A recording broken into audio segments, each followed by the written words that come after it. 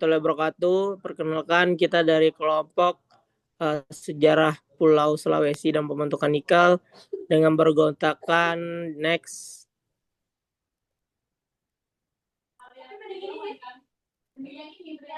Ada Faik, saya sendiri Adit, Hengki, Pandu, dan juga Dava. Next.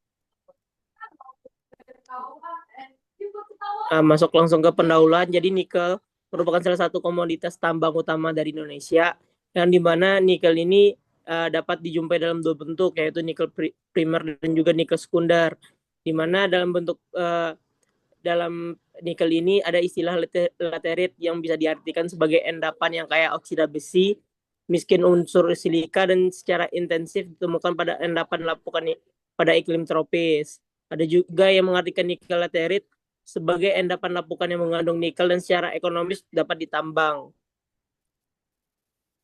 Batuan induk endapan nikel laterit adalah batuan ultra basa, umumnya dari jenis Harzburgite, dunit, dan jenis peridotit yang lain. Endapan nikel laterit ini ditemukan di daerah Indonesia bagian timur seperti Pulau Sulawesi, pulau-pulau di Maluku Utara, maupun di daerah Papua. Next. Nah, kenapa Sulawesi kaya nikel? Sulawesi kaya nikel karena kombinasi beberapa faktor utama. Yang pertama, keberadaan sabuk oviolit dengan batuan ultramafic luas yang menjadi sumber nikel. Yang kedua, proses pelapukan lateritik di iklim tropis yang mengkonsentrasikan unsur nikel. Yang ketiga, aktivitas tektonik kompleks yang mengangkat batuan ultramafic ke permukaan. Keempat, kondisi geomorfologi yang memungkinkan laterit berkembang tebal. Dari kombinasi tersebut membuat Sulawesi menjadi salah satu provinsi nikel laterit terbesar di dunia. Next. Nah, masuk di geologi regional. Jadi si Pulau Sulawesi ini itu dipengaruhi oleh beberapa interaksi lempeng Eurasia, Indo-Australia, dan Pasifik Filipina. Proses subduksi, tumbukan benua, dan pengangkatan tektonik menyebabkan terbentuknya berbagai satuan batuan yang beragam. Sulawesi tersusun oleh beberapa blok tektonik utama seperti blok Sulawesi Barat, Sulawesi Timur, dan fragmen mikrokontinen lainnya. Salah satu ciri penting geologi Sulawesi adalah keberadaan kompleks oviolit yang luas yang terdiri dari batuan ultramafic seperti peridotit dan dunit. Batuan ultramafic tersebut merupakan batuan induk utama pembentukan endapan nikel laterit di Sulawesi. Next.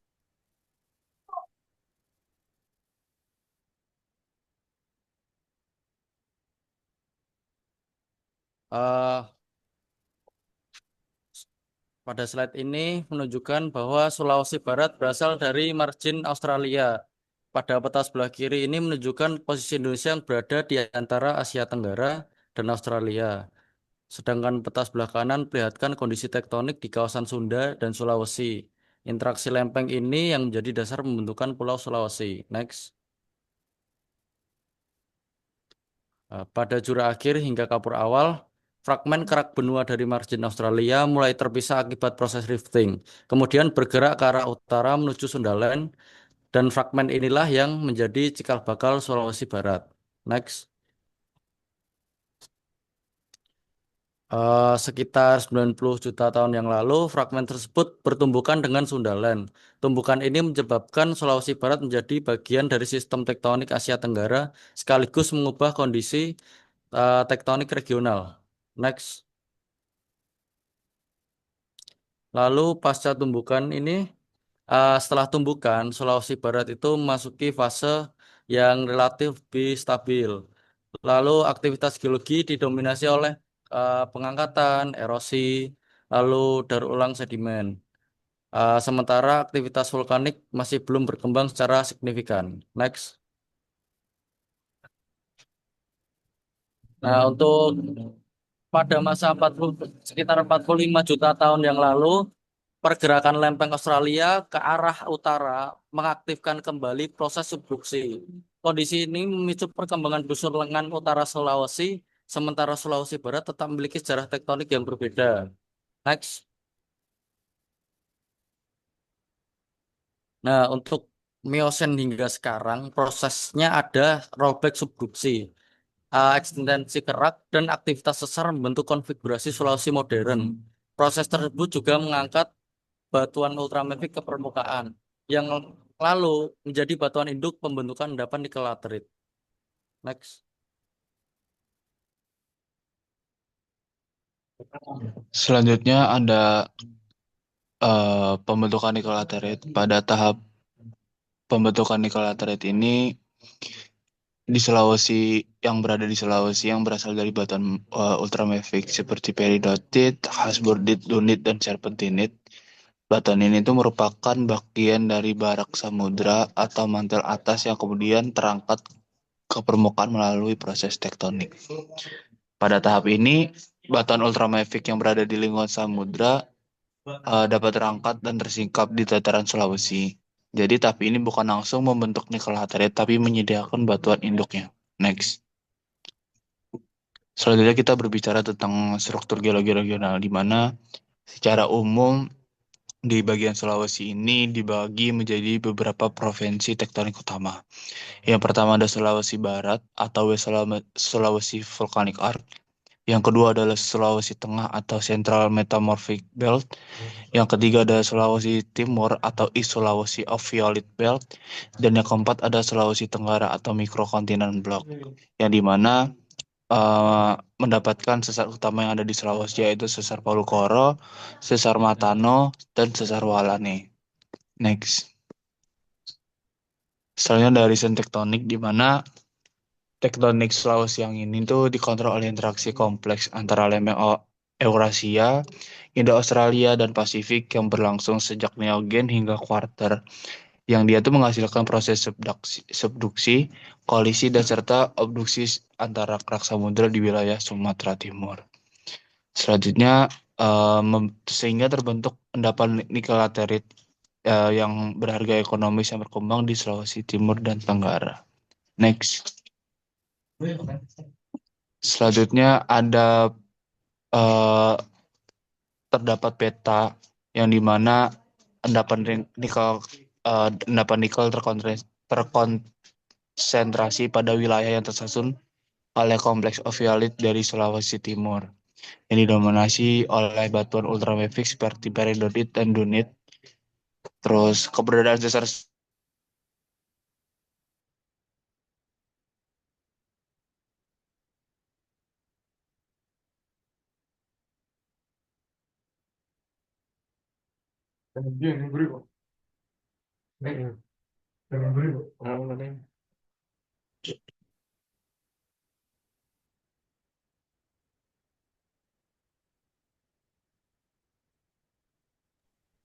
Nah, untuk yang selanjutnya itu ada stratigrafi regional.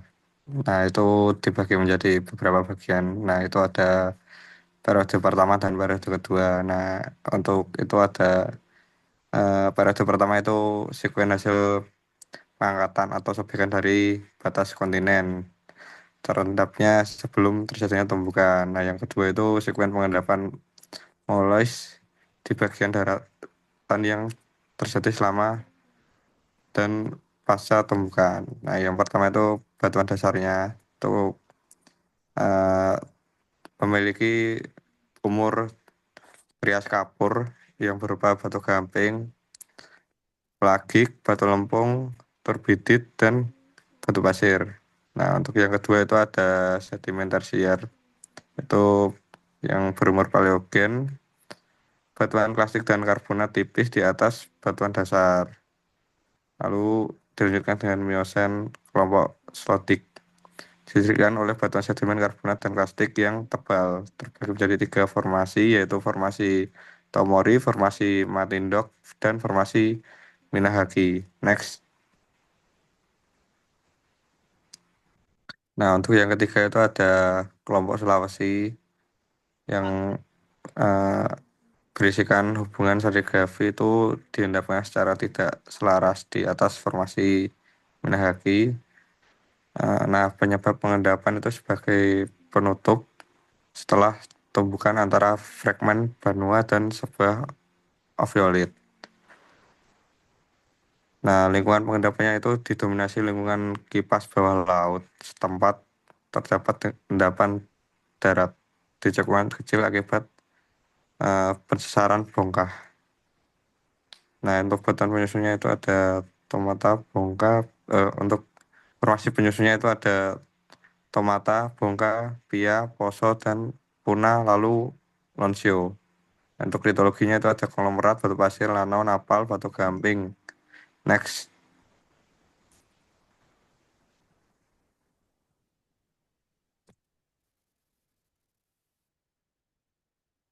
Selanjutnya kita masuk ke materi laterit.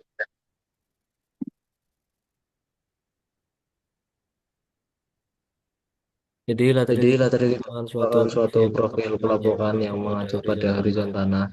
Yang intinya dia kalau kita membahas tentang nikel laterit berarti hasil dari pelapokan batuan ultrabasa tadi. Nah, sedangkan sini ada prosesnya namanya lateritisasi. Jadi lateritisasi itu didefinisikan sebagai suatu pelapokan kimiawi yang terjadi pada iklim tropis dan dalam waktu yang lama, serta kondisi tektonik yang relatif stabil. Jadi ibaratnya lateritisasi itu hanya suatu proses pelapokan dari suatu batuan induknya.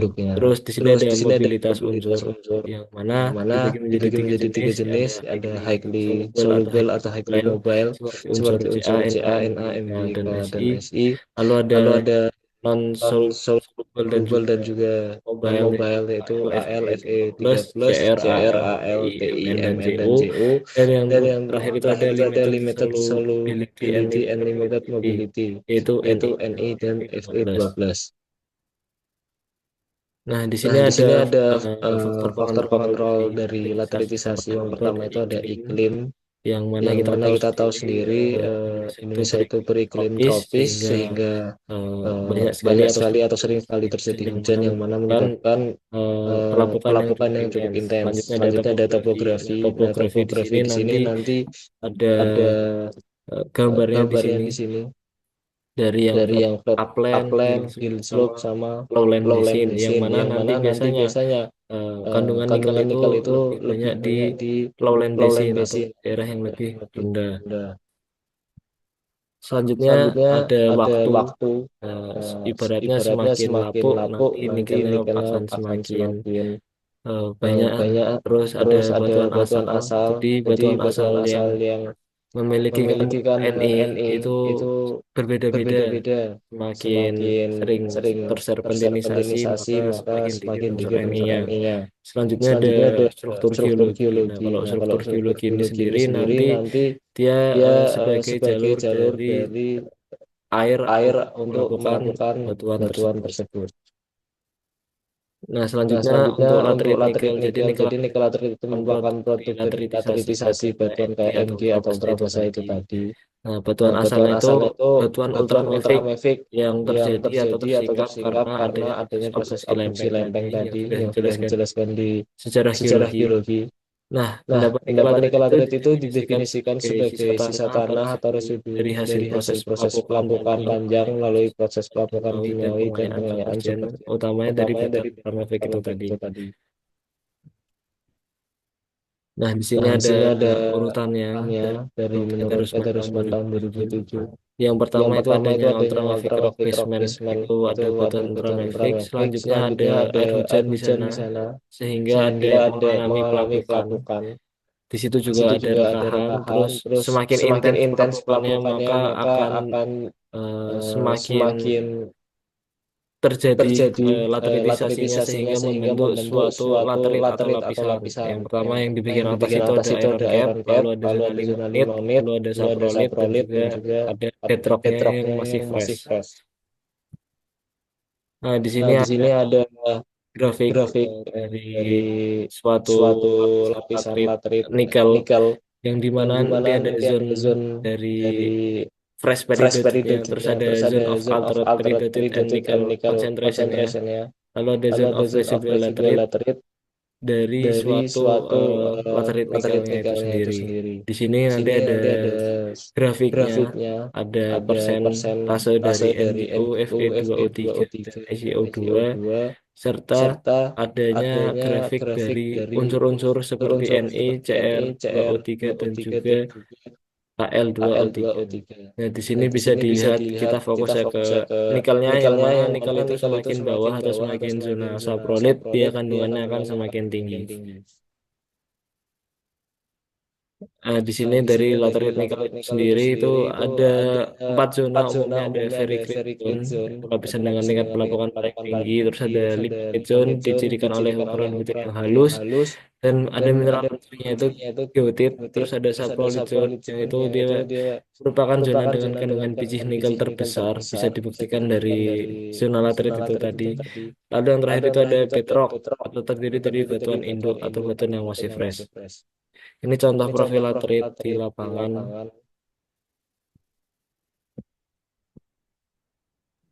Nah, untuk kesimpulan sendiri itu yang pertama, Sulawesi terbentuk dari interaksi 3 lempeng besar yang menghasilkan kompleks alveolit kaya batuan ultramafic. Pelapukan batuan ini membentuk endapan nikel laterite yang bernilai ekonomis tinggi. Nah, untuk yang kedua itu berdasarkan data serigrafi, evolusi geologi daerah ini terbagi menjadi 4 fase utama. Dimulai dari fase pasriff ke pre-riff dengan terbentuknya basement kompleks Batimala pada kapur akhir. Dilanjut dengan Sindrift itu pada waktu Paleosen akhir sampai Eosen yang mengendapkan formasi Malawa kaya batu bara di lingkungan non-marine. Lalu selanjutnya ada fase post-rift itu di waktu Oligosen sampai Miosen awal ditandai dengan berkembangnya platform karbonat formasi tonasa di laut dangkal.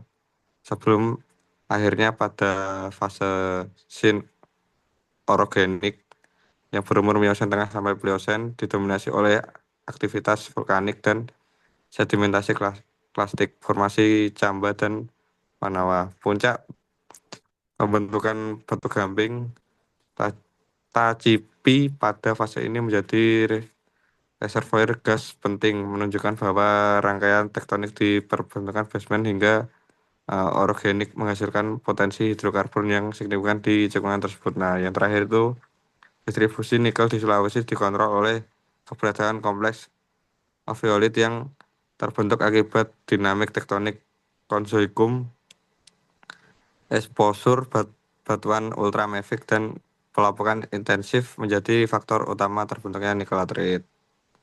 Next. Nah, berikut adalah daftar pustaka yang kita gunakan. Terima kasih.